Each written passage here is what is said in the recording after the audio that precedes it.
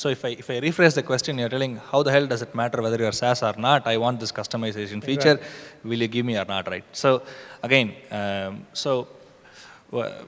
again, a great question. What we did was, we studied the segments that we want to go after and productized few capabilities. One is workflow, right? So we said patient flow can be to point A, B, or C, or A, C, or B.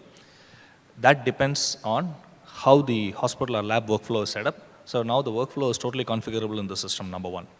Number two, all the output formats, your discharge summaries, your lab reports, all those things can be totally customizable without changing the line of code. So way we define customization was, we will not change the source code, right? Which means we can still reconfigure. So we have a reporting engine where you can go and drag and drop and create your own custom reports. And it's, by the way, extremely complex in healthcare world. So we automated that. So when the customer looks at it, he will think as if, I hope there are no hospitals or lab owners here, but they will think as if it's their software. But actually it's not.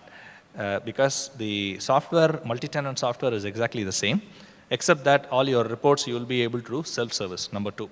Number three, we said, the third thing that they were asking customizations were on MIS reports. They said, I want this dimension, this drill down, can I export into Excel, all kinds of things. So we said, how do we handle this? So we built a BI platform, right? We said self-service dashboard, right? You can go and build it yourself if you like it. If you don't like it, I have implementation people sitting centrally who can do dashboards in 10 minutes and give it to you, right?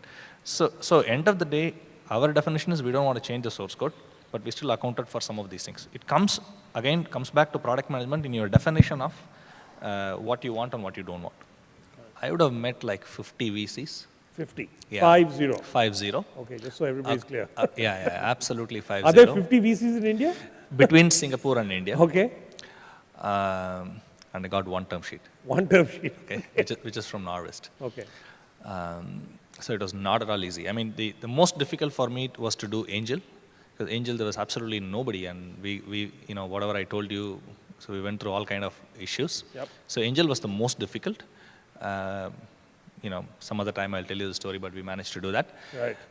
With Series A, the larger issue was, everywhere I went, people said, hey, you know what, this is a problem that needs to be solved, but no one else has succeeded before. So we had 2-3 companies that had raised handsome money, right? $1 million, couple of $1 million, but they did not scale. So when I was going to raise money, I had to answer why they did not scale as against why I would scale, right? So I was not initially prepared for that.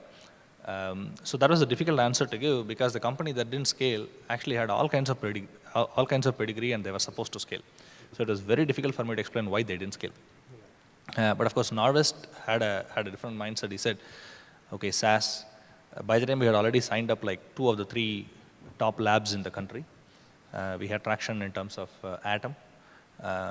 So Norwest was the only VC that kept moving to the next step in the entire process. Yeah. Got it.